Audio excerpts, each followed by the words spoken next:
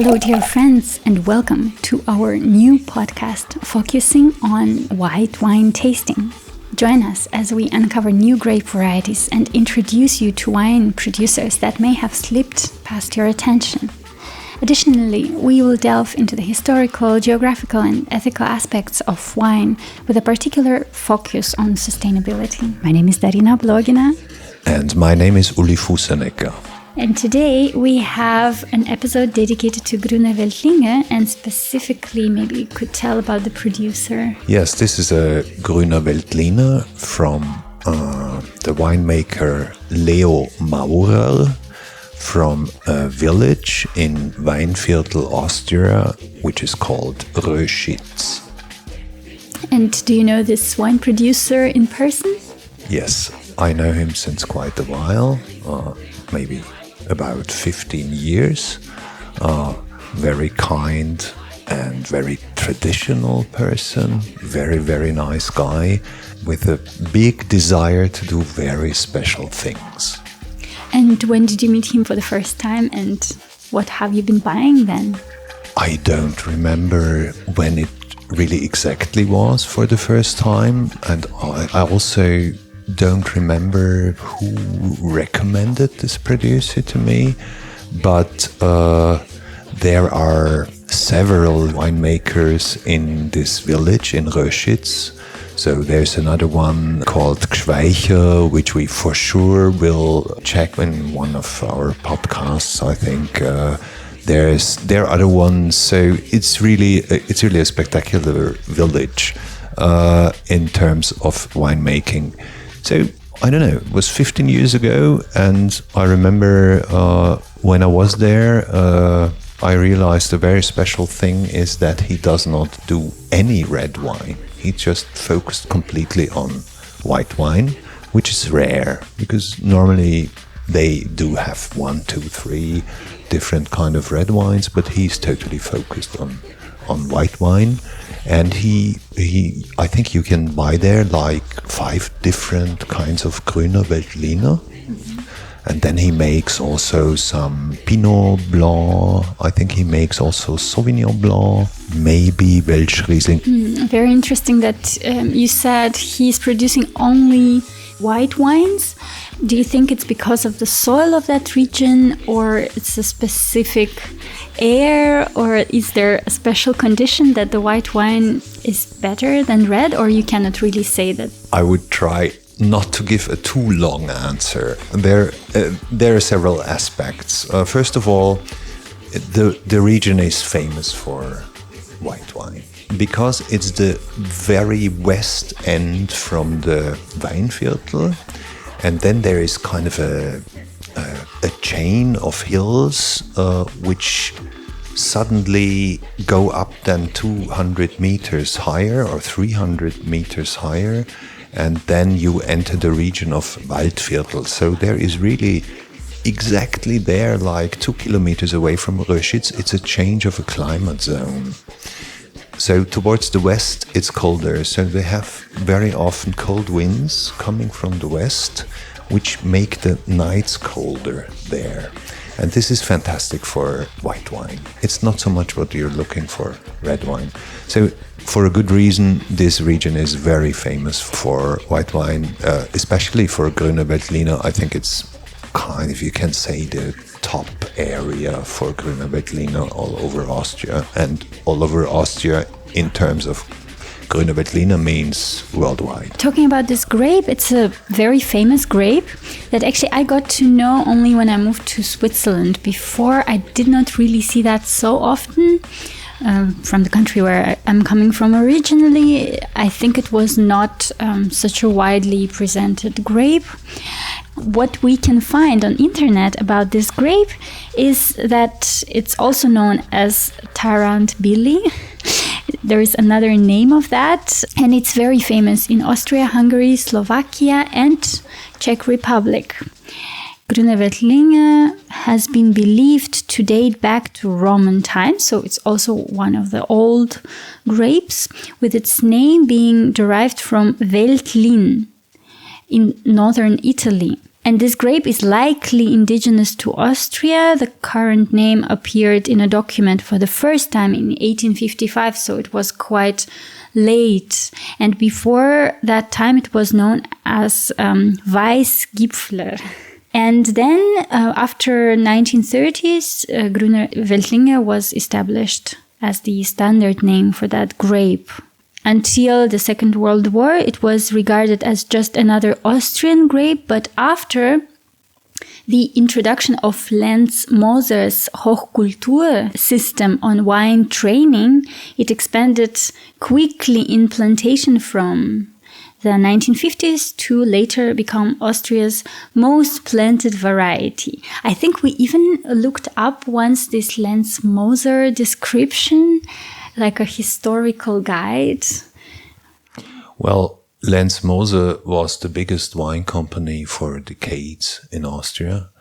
But what you were mentioning in terms of Weißgipfler, this old name, actually there still exists a Rotgipfler, which they cultivate in a very small region south of Vienna. But attention, even if it says Rot, it's a white wine. It's maybe because of the shine of the grape, but it is actually a white grape.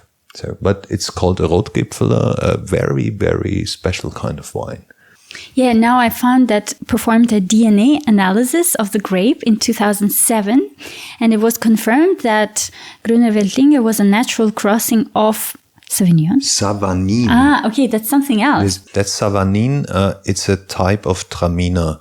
And Traminer is a family of grapes. There is Weißer Traminer and Roter Traminer. Okay. So they're kind of different variations. Yeah. And maybe also a word to Veltlin, which is actually on the border to it's North Italy, on the border to Switzerland and Austria, and it's this region not far away from Engadin, and interestingly there they don't drink Grüner Veltliner, so it completely ended up in Austria.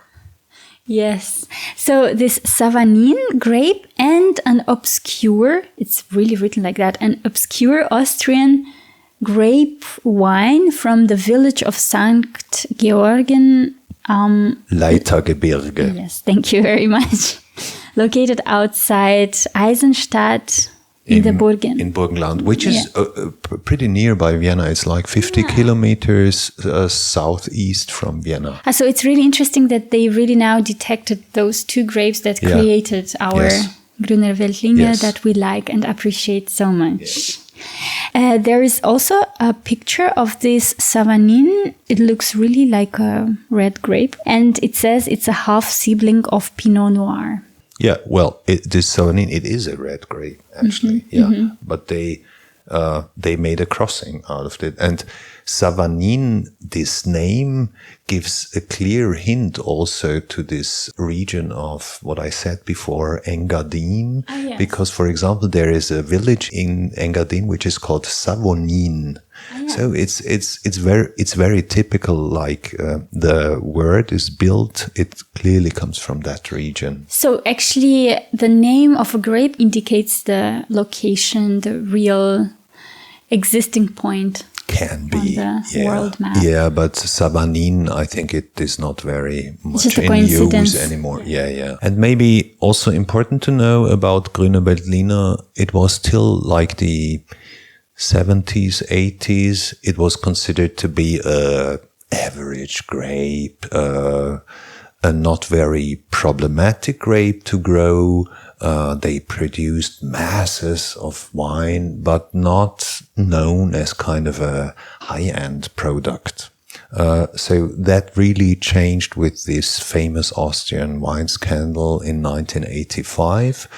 And from then on, the Austrian wine law was radically changed into the strongest and heaviest wine law in the world. Yeah. I think it's still like that. And that kind of changed the whole wine production in Austria. And I think Grüner Veltliner was one of the wines which profited most of that, because then they started kind of to detect the enormous potential and also the enormous variety this grape can give. And what was this scandal about? They used water and glucose, a kind of sugar. They mixed it up with the wine. Yes, actually. Oh my God! It was very cheap, and I mean that's such a spectacular story that we need to do a special episode dedicated to wine scandals. Maybe just one episode about that. Yeah. Yes, but also we were mentioning in our previous episode about the Herbaluce grape that was also considered as an average, uncomplicated wine, and maybe we would never even have discovered this wine unless this new sustainable related laws, they came into this world and they improved a lot production of the wine and how the producers treat the grapes and treat the nature at the end. So I think this cycle, it's important to bring that up, that the cycle is very important. It's not only about the money, but it also affects the taste directly. So the better you treat the land, the nature, the better your wine will be at the end of the day. Yes, I totally agree. I think we can see that also with other products. I mean, like nowadays, people find out that quinces, for example, have an enormous potential if you kind of grow it in a nice way, and they were almost forgotten in many regions because of the world. Because they don't taste. Or yes, or with very different kind of tomatoes. They're now in the last 20 years they're starting to find out, oh, there is this very old kind of tomato. It was almost forgotten, and now they find out what kind of richness our nature offers. Of course, with the industrialization and also later on with the war and after war, of course, it was all about optimizing and producing cheaper, making a lot of money. But we now stepped kind of in a period where the economy also got more diversified, I would say. So there is also kind of this part where producers can succeed if they take more care in terms of variety, which I find is really great. Yes, so coming back to our fantastic Maurer Veltliner, I would like to remark that it's a non-sponsored episode. So if you would like to support us, please contact us via email address that is provided in the description. And now, shall we start? I mean, you already said that this is extraordinary, this wine, even if we did not taste it yet, but I can tell you it's not our first bottle of this wine. That's true. So actually, I don't remember, last year or 2 years ago, we passed by at Leo Maurer and we bought 2 boxes, also another type of Veltliner. So we know the wine, but we didn't have a bottle for a while. And as this is a very sustainable wine and very well done, it also changes. So this is this kind of white wine which you can really drink for 10 years. Maybe we should also highlight the point that with wines every year, even the grape is the same, the result can be different. Like you still recognize the style, you still recognize the taste, but it will be rubbed in somewhat a different sense or like sensation. Yes, definitely. I mean, especially if you follow this strategy, which Leo Maurer, for example, has, he does not try to design his wines to a special direction, which you can do, for example, which kind of yeast you would use during the procedure. He is aware and he likes that, depending on the climate, on the weather, on how that year was in terms of rain or not rain, that every year this wine is a bit different. So this makes it also interesting. So I'm not sure if the last bottle from which year it was what we had. What the wine we're talking about now is from 2021. So maybe we should have a try. Very unison. nice. Yeah, creates some nice beatings.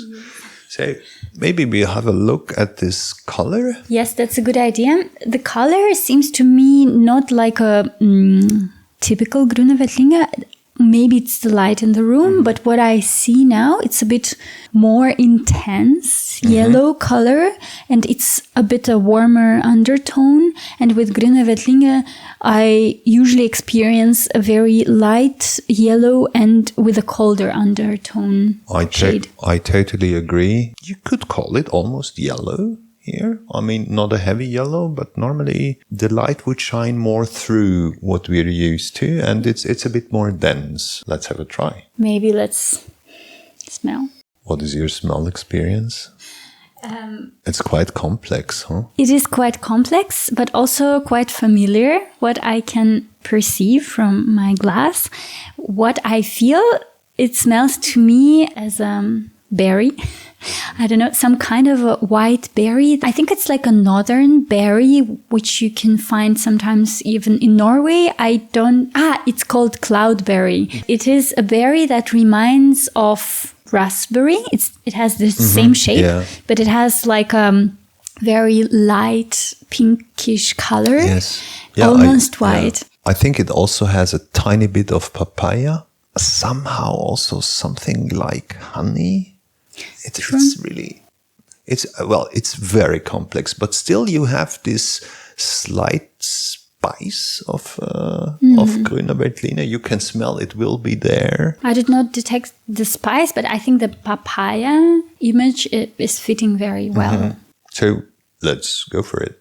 The spice is always there from the very first second. In German, there is this word Begleitung, and it's really like this accompaniment of the spice. Yeah. Well, I must say, it's wonderful, first of all, this wine. I really like it very much. I experience mainly as, for a Grüner Veltliner, pretty rich, very complex. It has still quite some acidity. So if we're now talking about all these attributes, we could maybe create the impression that this is very fruity and sweet. It's not at all. It's a absolutely dry wine with still relevant amount of acidity. Maybe you could see why people would say that it is a sweeter taste, although it's not a sweet wine at all. But maybe, I don't know how to describe what exactly creates this image of sweetness. I think this is this extreme high density of tastes. The wine is rich, very dense, and it has many aspects of taste. That's what I can taste now. So, for example, I think also this honey aspect is for me definitely present. I think also there is something from tobacco in it. It's really, it's something smoked. Smoked, exactly. Even if, of course, this wine is not from oak. This is just done in steel tank, very traditional. Yeah, that's what I also wanted to ask. Yeah, that's good that you're mentioning that. This is absolutely classical method. The expectation is different because what this wine does not have so much, what we are used to with Veltliner, is this very, very present freshness. Yes, I agree. And the aspect of high degree of pepper. Yes, and this mineral kick that is just so overwhelming that you immediately feel disciplined and refreshed at the same time. I think here we don't have this stone attack. It's literally this taste of a pure diamond stone that you can spot in the wine. Here it's not the case. I would say it's really this honey papaya and this berry, this cloudberry mixture, but not in the sweet combination. Yeah. Maybe we should say a word why this is kind of a not very representative Veltliner. I think it's two reasons. We were saying before that this region around Röschitz and Retz, it's very famous for the Veltliner, not only because of the climate, but also because of the soil. Because you have this, it's called loess soil and marl, which is kind of normal in that region. But as what I was describing before, there starts a hill, so kind of a different shape, and this is primary rock. So you have there meeting two kind of types of soil, which makes, of course, this soil structure very different. And this vineyard where this wine comes from is called Himmelreich. And what Leo Maurer told me, Himmelreich has both kinds of this soil. So one grape is standing kind of on the primary rock, and 15 meters further, it's marl. So it's really interesting. It's completely mixed. So that gives, of course, in terms of minerality, it makes it very special. The other thing is that Leo said these grapes, these plants were planted by his grandfather. So they're really, really old. It's not a very big vineyard. He's not producing so many bottles of this one. And also he reduces the grapes enormously. So partly he leaves only one bunch of grapes per plant. And normally you would have 15 or 20, depending on the size and of course on the age. But that is really spectacular how much this is reduced, this wine. He does not do that with all the Veltliners, but with this one, yes, because he wants to bring out this superpower from the soil just into one bunch of grapes. So, and that is also a reason why this wine is so extremely dense and so very much complex.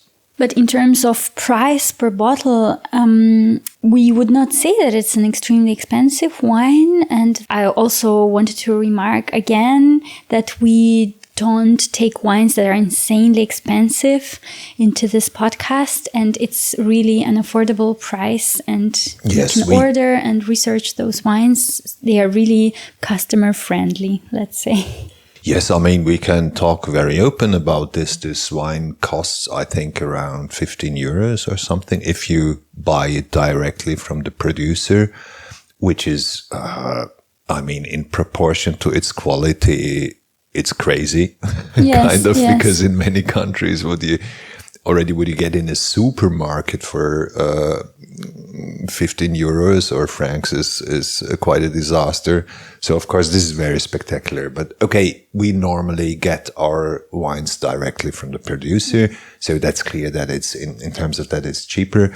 But in this podcast, we never talk about wines which cost 50 euros a bottle. We just don't do that because yes. Maybe we will. Maybe somebody will send us a nice box of very expensive wine, and yes, maybe. And we will consider that. But I think if you have a really good producer who is so much interested in his product, like Leo, and he also wants to sell it locally, and maybe important to know, he has about 12 acres. In total. So for him, it makes no sense to get into these incredible price regions and to become too famous because he anyway can't produce more. He sells everything every year, mainly to people from around, people from Vienna, of course, some restaurants, but it's like many winemakers in that region, it's their decision not to become bigger. Because at the moment when you start to deliver to supermarkets or you export a lot to other countries, and not just to specific places, you have to become bigger and you have to change your method of producing. And it's a very conscious decision of many winemakers not to do that and to stay like they are, because like that they can follow their philosophy. Great. Shall we make the second sip and discover how the wine developed over those several minutes that we were talking? Yes, we should. I think it became rounder and more transparent, the taste. Yes. I totally agree. Yes, and now it reminds more of classical Grüner Veltliner that you would expect. Yes, I totally agree. And I always would mention, which I did not detect before, in the very end, there is an aspect of white peach. Do you know these white peaches? In Austria, they call them vineyard peaches. They're not really yellow. They're really almost white, and also the fruit inside, it's white, and it's a very special kind of peach. And this white peach, you cannot find it in supermarkets and in shops. No, it's really a very specific. It's hard to find. Maybe sometimes in Austria, it's called Weingartenpfirsich. The fruit, it looks different. It's very flat, actually, so it's not round, and it's white. In East Austria, they're growing this. For example, here in Switzerland, I never saw it. I'm not so familiar with that. Maybe we should add one last word about Grüner Veltliner. Yes, I would say it is the Austrian grape in total. So when you talk about Austrian wine, it's first of all Grüner Veltliner.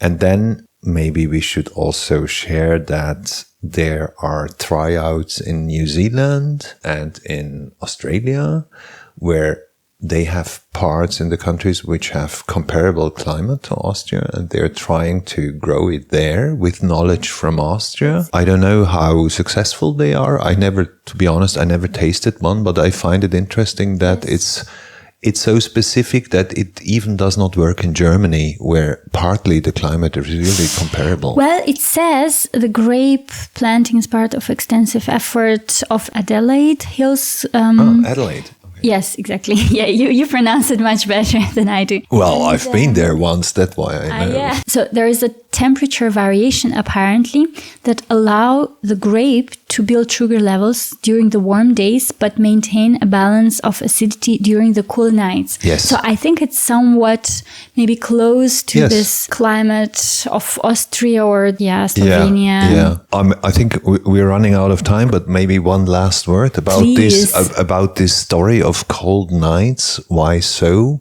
When you harvest the wine, you should, as quick as possible, bring it to the place where you press it.